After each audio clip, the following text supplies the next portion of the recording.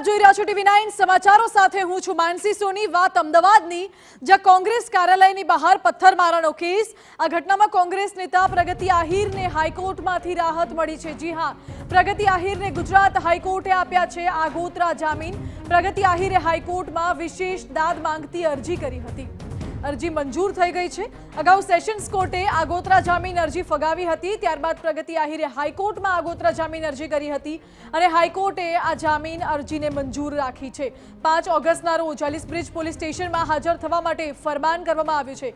વધુ જાણકારી આપી રહ્યા છે સંવાદદાતા રોનક વર્મા। જી રોનક, રથયાત્રા અગાઉ જે કોંગ્રેસ કાર્યાલય ઉપર પથ્થરમારાની ઘટના સામે આવી હતી અને તેમાં પોલીસ દ્વારા જે ફરિયાદ નોંધાઈ હતી તેમાં જે કોંગ્રેસ નેતા પ્રગતિ આહિર છે તેમનો પણ જે નામનો ઉલ્લેખ છે તે કરવામાં આવ્યો હતો અને ધરપકડથી બચવા માટે અગાઉ તેમના દ્વારા સેશન્સ કોર્ટમાં અરજી કરવામાં આવી હતી, પરંતુ સેશન્સ કોર્ટે આગોતરા જામીન મંજૂર ન કરતા આખરે તેમણે હાઈકોર્ટના દ્વાર ખખડાવ્યા હતા અને ગુજરાત હાઈકોર્ટમાં તેમની અરજી પર આજે સુનાવણી હાથ ધરાઈ હતી, જેમાં ગુજરાત હાઈકોર્ટ તરફથી પ્રગતિ આહિરને છે તે રાહત આપવામાં આવી છે। મહત્વનું છે કે આજે પણ જે સુનાવણી દરમિયાન સરકારી વકીલ છે તેમણે જામીન આપવા માટે ઇનકાર કર્યો હતો અને ખાસ કરીને પથ્થરમારા સમયે જે હાજર લોકો હતા તેમને પ્રયાસ છે તે પ્રગતિ આહિર દ્વારા કરાયો હતો। સરકારે જે દલીલ છે તે કરવામાં આવી હતી। આ ઉપરાંત સરકારી વકીલ તરફથી એ પણ કહેવામાં આવ્યું કે હાજર જે મહિલા કોન્સ્ટેબલ હતા તેમના તરફથી તેમને સમજાવટ પણ કરવામાં આવી હતી કે આ પ્રકારનું કૃત્ય ન કરે, તેમ છતાં પણ તે સતત જે લોકોને ઉશ્કેરી રહ્યા હતા, પરંતુ કોર્ટ છે તેમના દ્વારા જે કેટલીક શરતોને આધીન છે તે આગોતરા જામીન છે તે મંજૂર કરવામાં આવ્યા છે, જેમાં 5 ઓગસ્ટના રોજ તેમને જે એલિસબ્રિજ પોલીસ મથક છે કે જ્યાં આ મૂળ ફરિયાદ નોંધાઈ છે ત્યાં હાજર થવા માટે કહેવામાં આવ્યું છે। એટલે કે જે પણ તપાસ પોલીસ કરે તેમાં યોગ્ય રીતે સહકાર આપવા પણ કહેવામાં આવ્યું છે, પરંતુ ચોક્કસ વાત એ કહી શકાય કે પ્રગતિ આહિર જે આગોતરા જામીન કરી હતી તે ગુજરાત હાઈકોર્ટ તરફથી મંજૂર કરવામાં આવી છે। મહત્વનું છે કે કોંગ્રેસ પાર્ટીમાં પ્રગતિ આહિર સિવાય પણ અનેક કેટલા નેતાઓ છે, દિગ્ગજ નેતાઓ છે જેમનું એફઆઈઆરમાં નામ છે, પરંતુ હજી સુધી જે કાગળી કાર્યવાહી છે તે આગળ વધી નથી। પરંતુ હવે જ્યારે પ્રગતિ આહિરના જામીન મંજૂર થયા છે ત્યારે અન્ય જે નેતાઓ છે તે પણ હવે આગામી દિવસોમાં કોર્ટમાં અરજી કરે તે પ્રકારની શક્યતાઓ હાલ જોવા મળી રહી છે। જી રોનક, આભાર આપનો।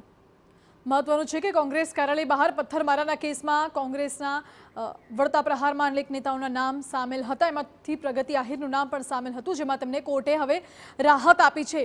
અમારી સાથે પ્રગતિ આહિર કોંગ્રેસ નેતા જોડાઈ ગયા છે ફોન લાઈન પર।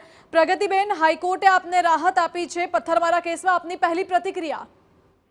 નમસ્કાર, થેન્ક યુ।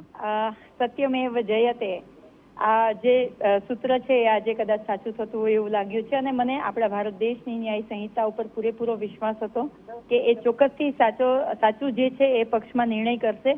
કેમ કે તમે જુઓ તો જે લોકો અમારા કોંગ્રેસ ઓફિસ ઉપર પથ્થરમારો કરવા આવ્યા હતા એ લોકો અમારી ઉપર ફરિયાદ કરી અને અમને લોકોને જેલ ભેગા કરવાની કોશિશ કરે છે, કે અમારી ઉપર આરોપો લગાવે છે। આપણી મીડિયાના જે વિઝ્યુલાઇઝેશન હશે એ હશે, ભાજપના કે કોંગ્રેસના કોઈ પણ વિઝ્યુલાઇઝેશન હશે એ તમે જોજો કે કોંગ્રેસના જે લોકો હતા એમાં હું હોય કે મારી સાથે જોડાયેલા તમામ કાર્યકર્તાઓ હોય, કોઈના હાથમાં કોઈ એવા હથિયારો કે પથ્થરો કે કશું હતા નહીં, પણ એ લોકોએ એની ફરિયાદમાં જે લખ્યું છે એ ચોક્કસથી ખોટું હતું અને અમારી ઉપર આરોપો લગાવવામાં આવ્યા હતા કે અમે આવું કોઈ કૃત્ય કરી રહ્યા છે, પણ એ આરોપોને આજે કદાચ ખારીજ થતા જોવા મળી રહ્યા છે અને હાઈકોર્ટે જે સાચા લોકો છે એના પક્ષમાં નિર્ણય આપ્યો છે, આગોતરા જમીન મળ્યા છે, એના માટે ખુશી પણ બહુ જ છે। સાથે સાથે હું કોંગ્રેસમાં શક્તિભાઈને, અમારી કોંગ્રેસની તમામ ટીમને, હૃદયભાઈ જે બુચ અમારા એડવોકેટ હતા એમનો પણ ખૂબ ખૂબ આભાર માનું છું અને સાથે સાથે જે કોર્ટે અમને કહ્યું છે કોઈ પણ તારીખ ભરવાની હશે કે કાંઈ પણ હશે તો એમાં પૂરેપૂરું સમર્થન આપી અને ચોક્કસથી એની સાથે અમે રહીશું। જી પ્રગતિબેન, કયા લોકો હતા, કયા તત્વો હતા જેમને આપ જવાબદાર માનો છો? હું એવું માનું છું કે માનનીય રાહુલ ગાંધીજીએ સંસદ ભવનમાં જે સ્પીચ આપી હતી એ સ્પીચને મોફ કરીને કટકાઓ કરી અને લોકોની અંદર એક હિંસા ફેલાવવા માટે થઈ અને હિન્દુ વિરોધીની સ્પીચ છે એવું કરી અને ભારતીય જનતા પાર્ટીના આઈટી સેલ દ્વારા એને વાયરલ કરવામાં આવી હતી, જેથી લઈ અને રાતના 4 વાગે ભારતીય જનતા પાર્ટીના કે વીએચપીના કે જે કોઈ તત્વો હતા એ રાતે કોંગ્રેસ ઓફિસે આવે છે, ત્યાં પથ્થરમારો કરે છે, રાહુલજીના પોસ્ટરો ફાડી નાખે છે, જે પોસ્ટરો ફાડી નથી શકાતા ત્યાં બ્લેક સાઈથી રાહુલજીના મોઢા ઉપર લગાવવામાં આવે છે। આ બધું રાતનું 4 વાગ્યાનું કૃત્ય ઓલરેડી એ લોકો કરી ચૂક્યા હતા। એ પછી અમને કોંગ્રેસના તમામ લોકોને કોંગ્રેસે બોલાવ્યા હતા અને કહ્યું હતું કે આવું બન્યું છે આપણે। જી બિલકુલ પ્રગતિબેન, આભાર આપનો। એટલે હાલ તો કોંગ્રેસ કાર્યાલય પર પથ્થરમારાના કેસમાં પ્રગતિ આહિરને હાઈકોર્ટે રાહત આપ્યા, આગોતરા જામીન મંજૂર કર્યા છે।